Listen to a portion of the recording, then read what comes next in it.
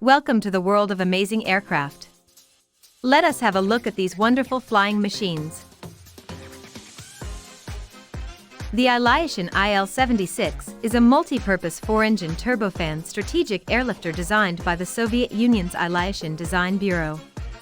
It was first planned as a commercial freighter in 1967, as a replacement for the Antonov AN-12. It was designed to deliver heavy machinery to remote, poorly served areas. Military versions of the IL-76 have been widely used in Europe, Asia, and Africa, including use as an aerial refueling tanker or command center. The IL-76 has seen extensive service as a commercial freighter for ramp-delivered cargo, especially for outsized or heavy items unable to be otherwise carried.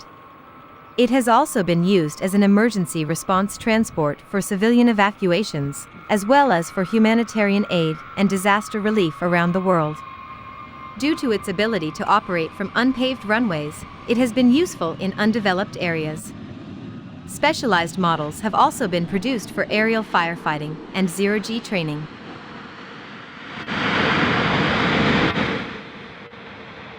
Thank you for watching till the end. Wishing you a safe flight.